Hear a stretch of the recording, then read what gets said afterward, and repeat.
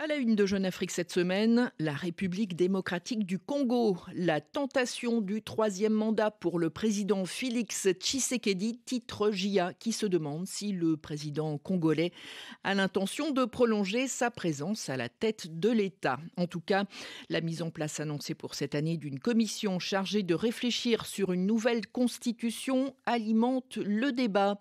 Bonjour François Soudan. Bonjour Catherine. S'agira-t-il d'une simple révision ou d'un changement de la loi fondamentale? À quoi peut-on s'attendre? Alors, impossible pour l'instant, en tout cas, de répondre clairement à votre question, Catherine. Autant il peut paraître concevable, légitime, de se pencher sur les failles de la Constitution de 2005 et les améliorations qu'il conviendrait d'y apporter, autant le débat s'est immédiatement focalisé autour d'une question ultra sensible. Est-ce que ce projet de révision ou de changement de la loi fondamentale n'a en réalité pour but que de remettre à zéro le compteur des mandats présidentiels afin de permettre à Félix Tshisekedi de se représenter en 2028. Alors, l'opposition, dont les chefs de file, Kabila, Katumbi, Fayoulou, Matata Ponyo, Mukwege, Kabund, ont opéré autour du non au changement de la Constitution un rapprochement de circonstances, en est absolument persuadé.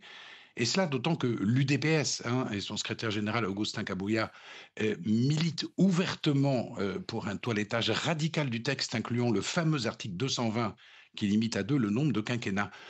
Tshisekedi, lui, n'a évidemment pas fait connaître ses intentions sur ce point précis, mais en lançant le débat à 4 ans d'échéance, en laissant entendre qu'un référendum constitutionnel est souhaitable, il agit un petit peu en joueur de poker, comme l'écrit Romain Gras. Il avance ses pions, il jauge l'état de l'opinion, mais aussi de sa majorité.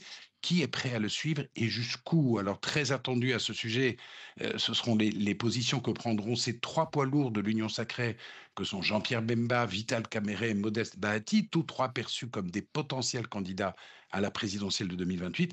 L'hypothèse d'une nouvelle candidature de Tshisekedi ne les arrangeant pas, ils s'en tiennent à une réserve, disons, ambiguë face à ce projet, Catherine, même s'ils ne sont évidemment pas en mesure, pour l'instant, de s'y opposer. Dans Jeune Afrique également cette semaine, François Soudan, un autre article sur le rôle que pourrait jouer dans ce contexte la puissante Église catholique. On se souvient que face à l'ex-président Joseph Kabila, elle n'avait pas hésité à soutenir la contestation. Ah oui, toute la question, c'est de savoir si l'Église et ses dizaines de millions de fidèles, l'Église catholique, souhaite, comme elle l'avait fait en 2017-2018, se substituer comme force de contestation à une opposition qui est affaiblie et qui peine à mobiliser.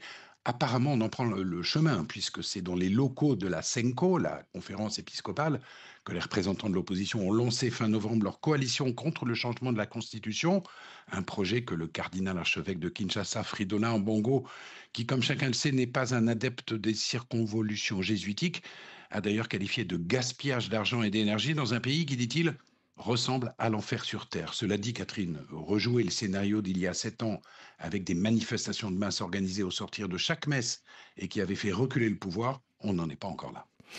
Merci François Soudan. Ces articles dont vous venez de nous parler sont sur jeuneafrique.com.